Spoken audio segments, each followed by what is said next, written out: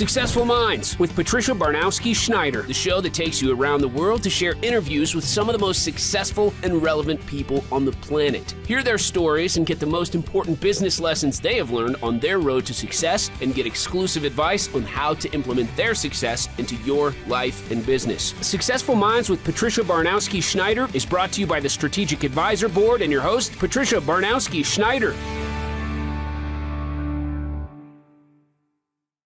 Hello and welcome back to Successful Minds. I'm your host, Patty Baranowski-Schneider. Today I'm joined by Bryan McDonald, Revenue Growth Coach for entrepreneurs, founders, and consultants at On Purpose Growth. He has lots going on, so I'm going to leave it for him to tell you more about it. So thank you for joining us, Bryan. Tell us a little bit about yourself. Yeah, thanks. I appreciate the opportunity. And, I've been in sales my whole 24 plus year career. And for almost the past 10 years, I've been helping entrepreneurs and consultants who develop some skill or expertise in corporate America, that they made a jump to entrepreneurship and utilizing that skill to serve small and medium-sized businesses. They really good at what they do, but sales is not their natural suit. So I help them run up the score to $1 million and over. Nice. Yeah, I know post-COVID, everybody became an entrepreneur. And it is true. Some people are the salespeople. Some people are, I'm not much of a salesperson. I'm just getting to work. I'll get it done. So Everybody has to have their own special skill. But in order to be an entrepreneur, you're kind of a jack of all trades. You have to do it all. So they need somebody to help guide them through it. Totally. Yeah. Now, the world of sales and consultancy can be both challenging and rewarding. So can you tell us a little bit about some of the uncommon knowledge or out-of-the-box strategies that you bring to your clients in a common sense world?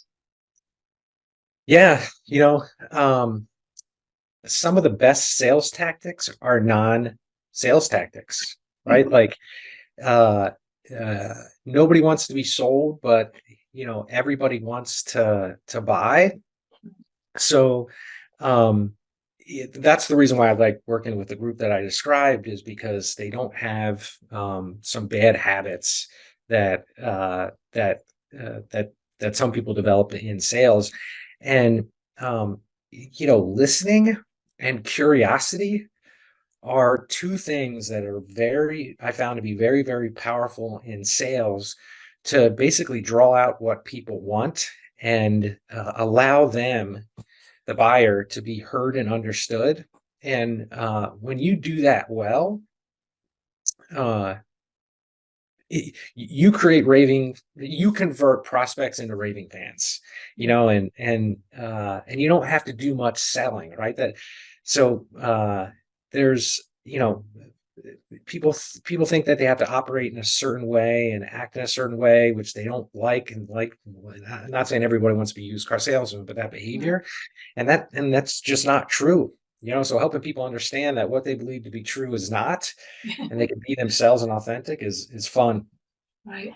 I mean, it is true. I mean, now that you mentioned it, I've had people have conversations with me where you don't realize it's after the fact, but it's like they just touched on one or two things and I start blabbing, about, and it's almost like going to a fortune teller type people where they don't tell you anything, but they're trying to get all that information out of you. Yep. And somehow you just have to have that skill to have that right conversation. And, here I am, the unsuspected bit of my blah, blah, blah, blah, just tell them everything. Yep.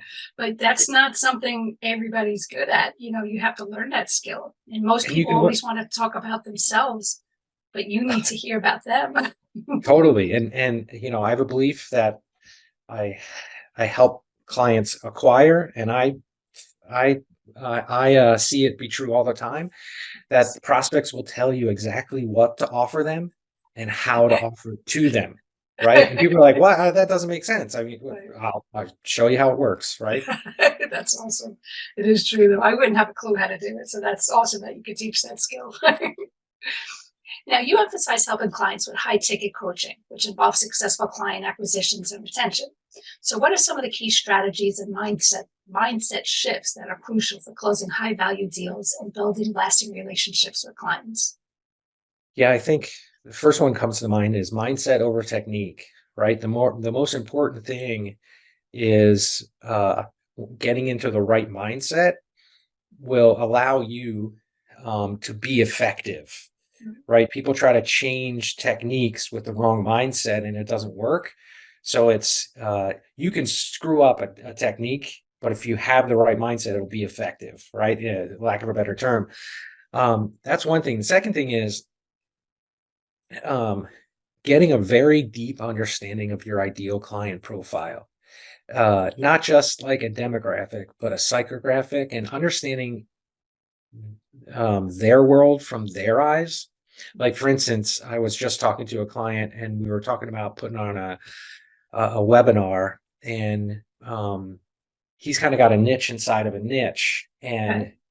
and he was able to tell me like how the person's thinking and how they experience when they change, and then what happens after a change. Like, he can see the path, and it's like clockwork. So when you really understand your ideal client profile, and not just talking about it, actually being able to illustrate it to an ideal client profile, I find clients, once they get that and they create their strategy around that, it's Right. lights out. Wow.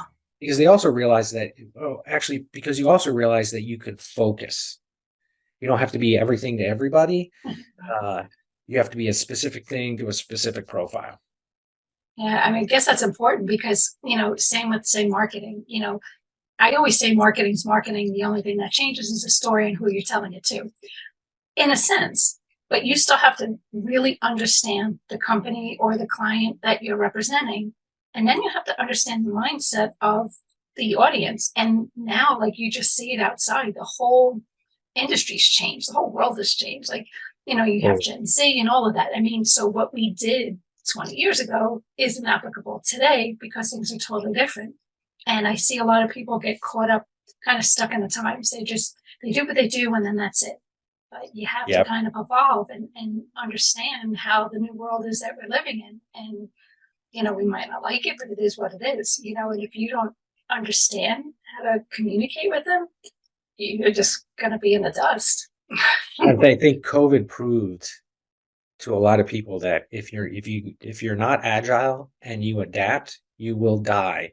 You could die, excuse me. I don't want to be that harsh, right? But I think it's a needed skill, ability, principle in the world that we live in, because things can change really fast, right? Uh, like for instance, I had a mentor of mine had a client who made popcorn machines, and Okay. they sold to movie theaters. Well, when COVID hit, Mhm. they weren't selling anymore. Well, what was their core business? Their core business was bending metal. So what they actually did is they pivoted and they were agile in the marketplace, and they started making machines that sterilize something in hospitals.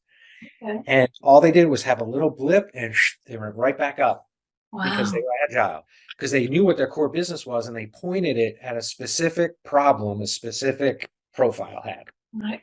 Yeah, it's funny when you mentioned with the popcorn because I think about that now too. Like, everything was always great when you would go on a Friday night, go to a movie theater, and you had the reclining chairs and you could watch it. And now, I mean, the minute it's even before it's in the movie theaters, you can Right? reserve it on your TV. And you start calculating if I've got 5, 6, 7 people, what it costs. It's even though people say, it's $40, it's still Yeah. cheaper than what it would take. So now I wonder, how are the movies staying in business?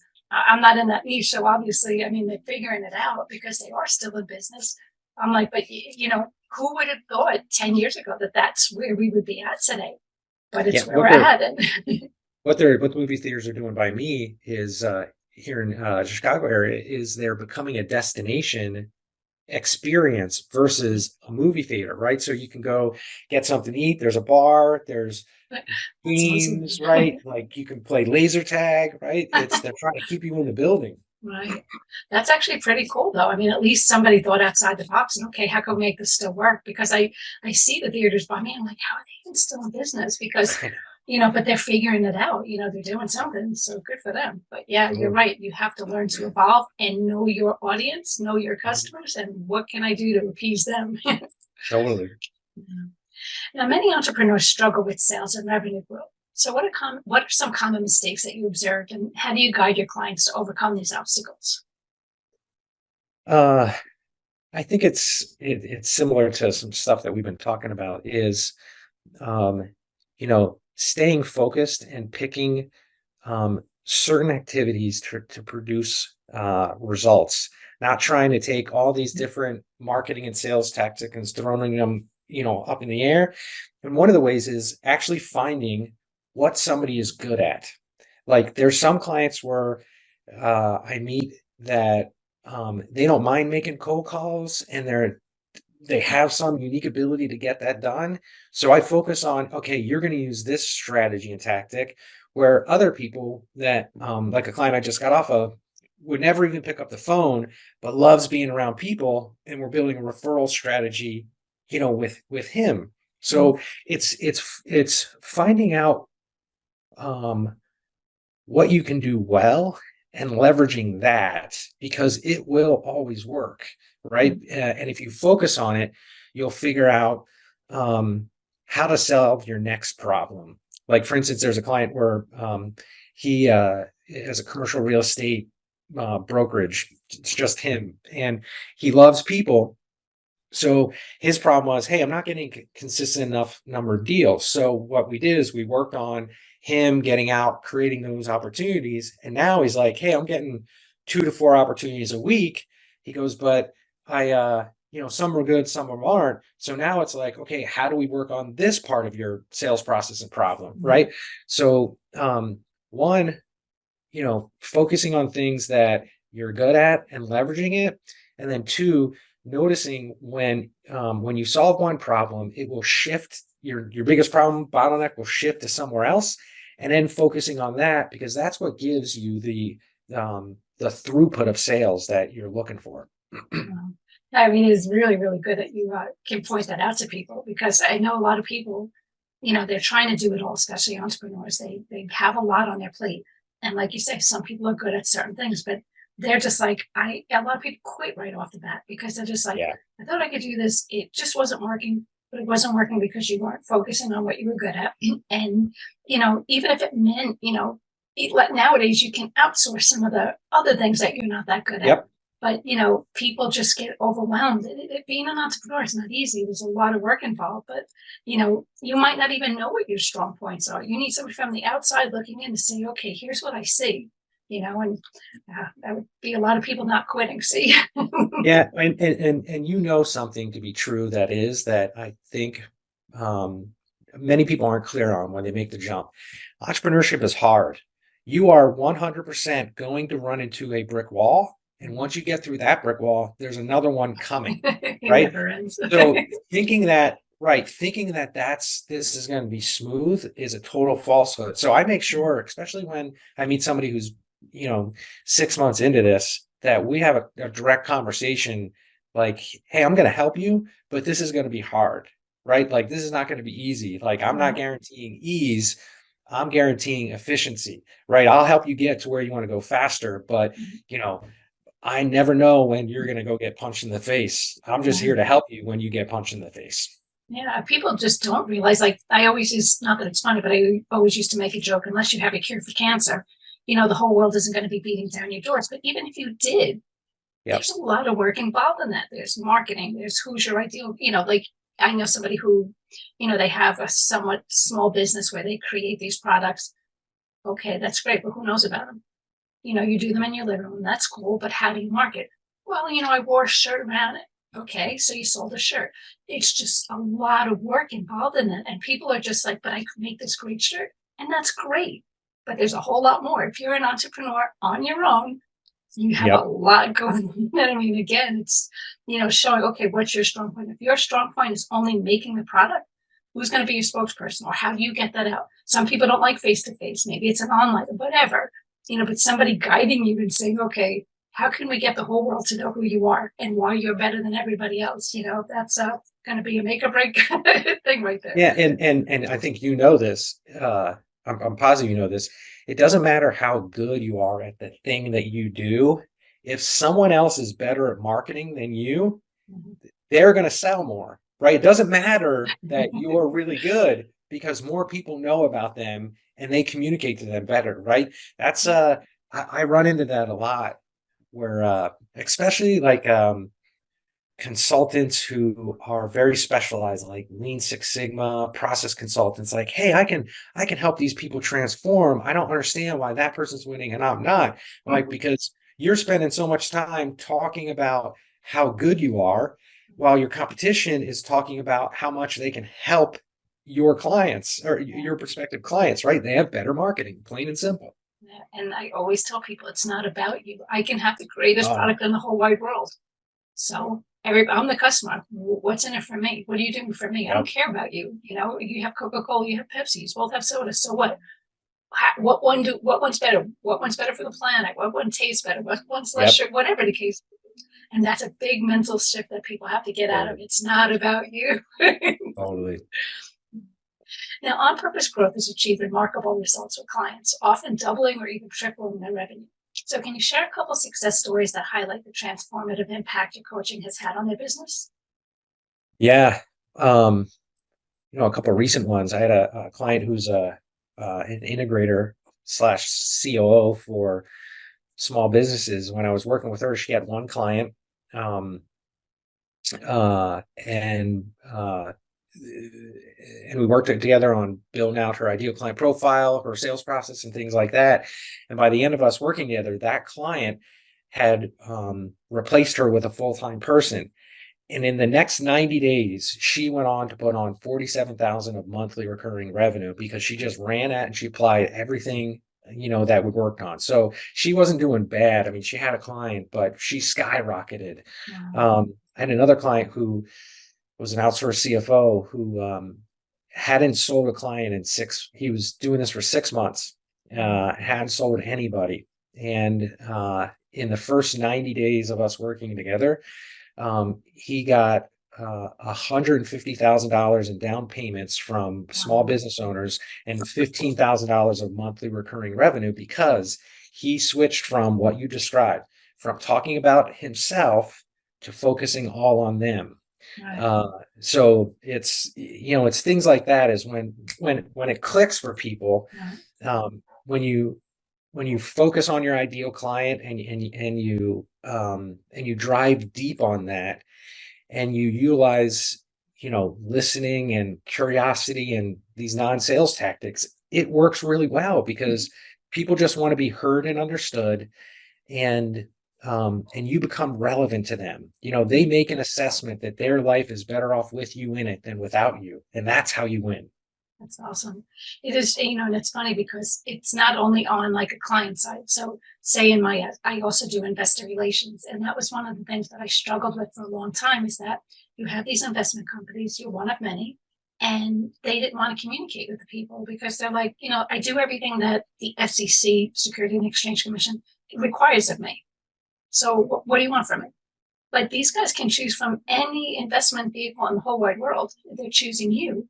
And it took a while for them to kind of get it where what happens in, say, for example, closed-end funds, they have a Mhm. situation where if you're not doing that great, you can get taken over by an activist investor. Now they Mhm. have what they call a proxy solicitation, where you have to a proxy fight, where you have to reach out to your shareholders and get them to vote in your favor, blah, blah, blah. I don't want to bore you with all this. Yeah, But I no. remember reaching out to all these people and they were like especially the top institutional shareholders, and they were like, why should I talk to you?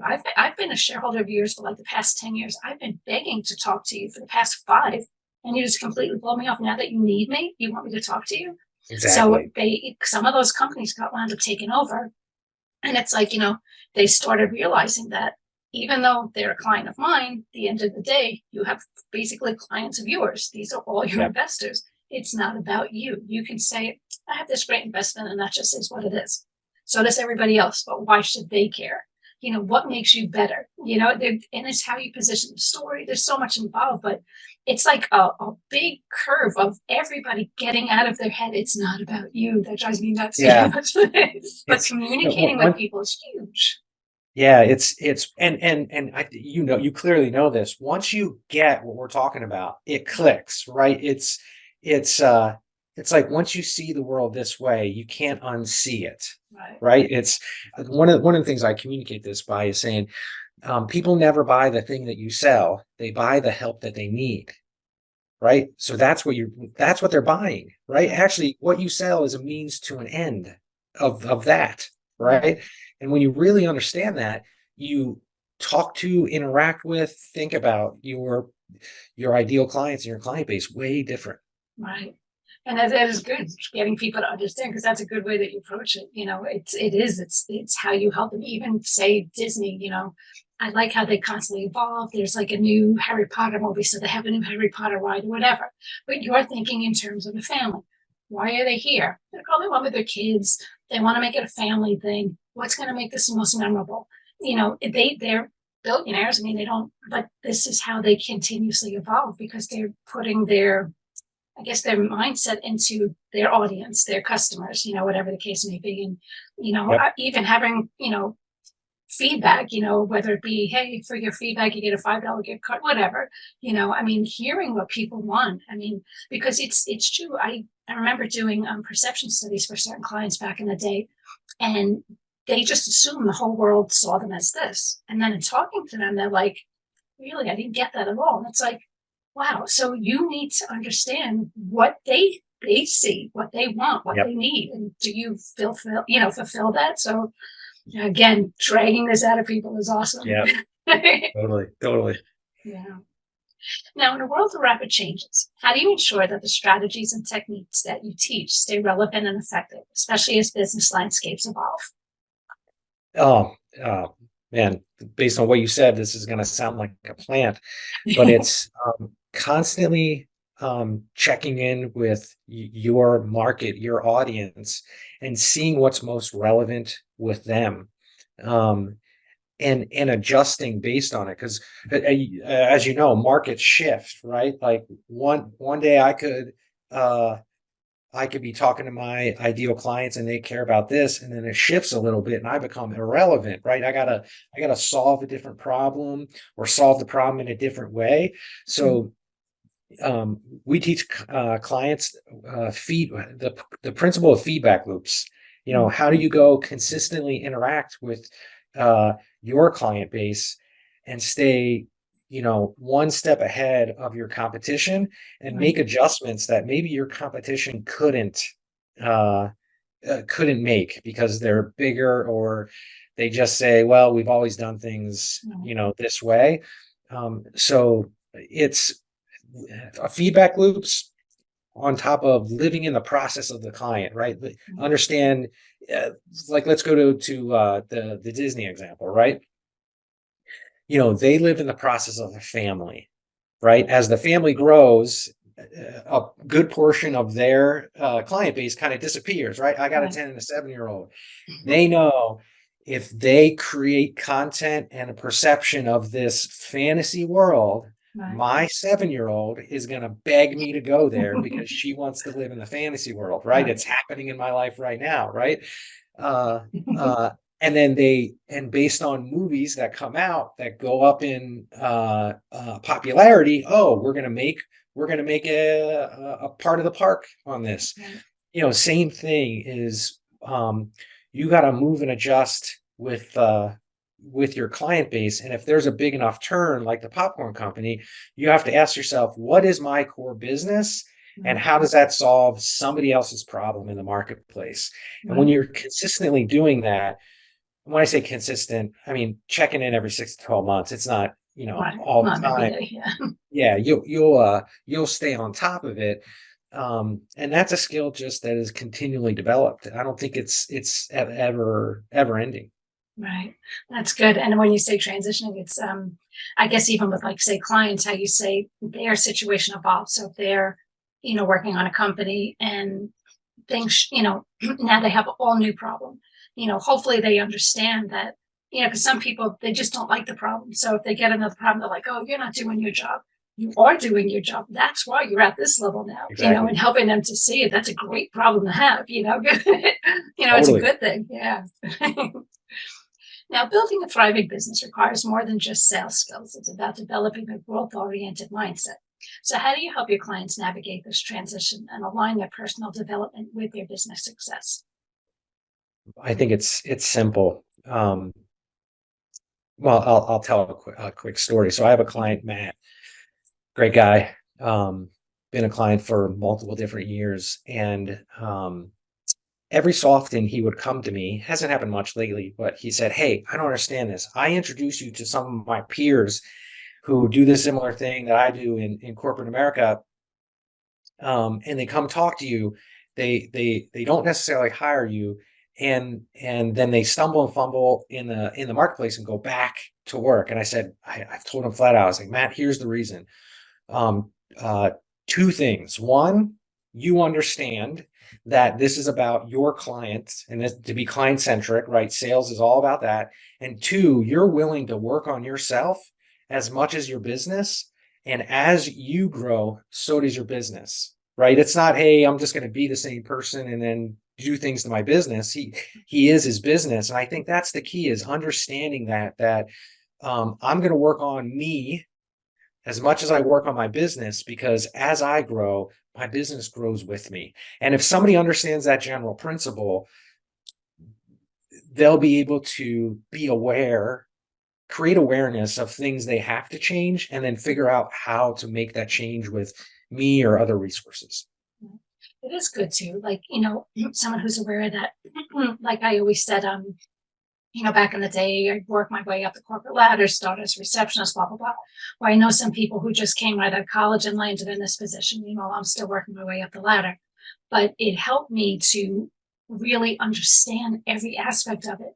And I never forget that. And I incorporate that into everything that I'm doing because I know every aspect of it. So people understanding that this transition, how you have to keep up with the times and evolve, but understanding the whole big picture, every part of their customer base, their client base, or whatever the case may be, is, huge. And apparently their competition and their competitors isn't doing the same thing. Yeah, and I think entrepreneurship is a personal growth journey, Yeah. 100%. Yeah. Yeah. You see so many people, it's like 50% continue, 50% Yep. throw their hands up in the air and quit. But didn't have to be that way if they just took a step back and got some help. Because I always say, even just getting a mentor, learn from people who've been there, who learn from their examples, But what do I know?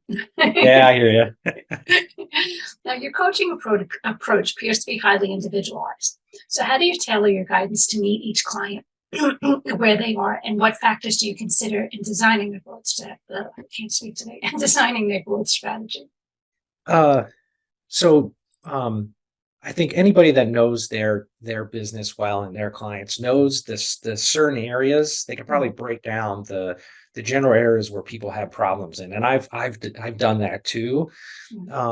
And kind of in regards to what I was referencing earlier, I figure out, as part of the onboarding process, where their biggest bottleneck is, and we focus on that, because it's the thing that when you remove that bottleneck, you get the biggest growth, and then it's following that. So I basically, within a 5-part framework, I figure out where to start first, and then move to the other area. I'm repeating the same things over and over again. They're just in different orders. And what happens is everybody, it is customized, right? It is customized. Everybody feels it's highly relevant to them.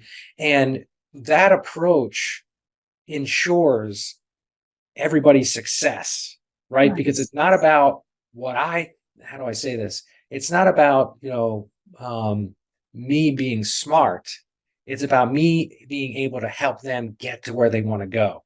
Right. And it's actually having that approach, because there's only 5 areas that people have problems in. Totally. Right. If you're coming to me and you want my help, it's only in those 5 areas. Right.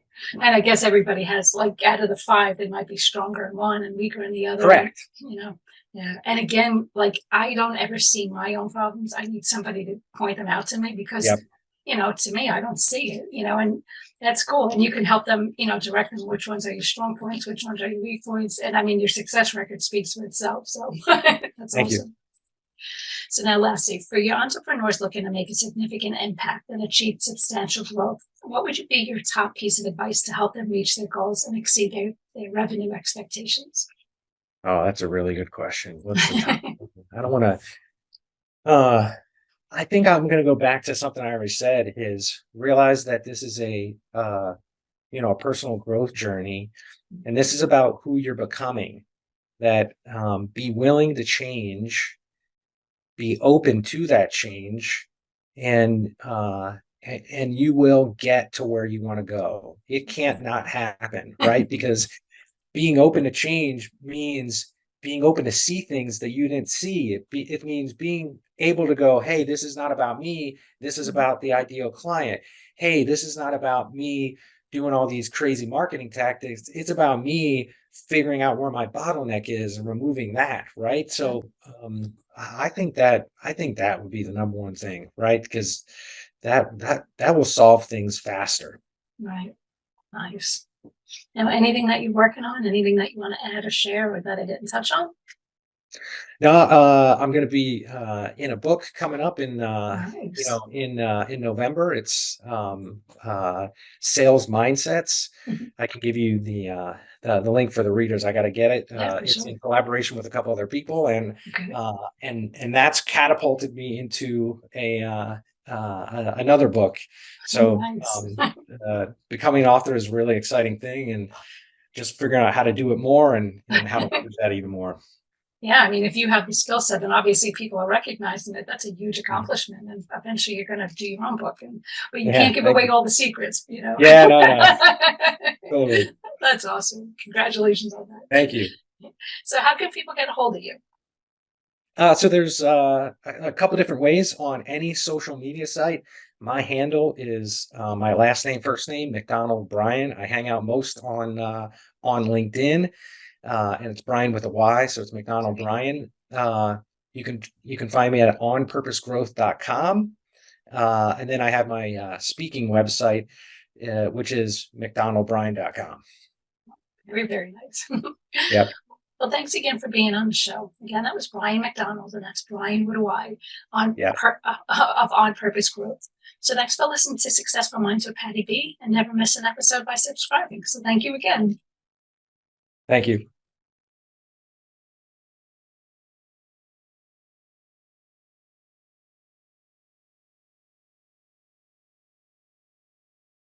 Thank you for listening to Successful Minds with your host, Patricia Barnowski-Schneider. Please leave your feedback and visit strategicadvisorboard.com to get the latest and greatest business advisement on the planet. Follow us on social media for updates, and we'll see you on the next episode.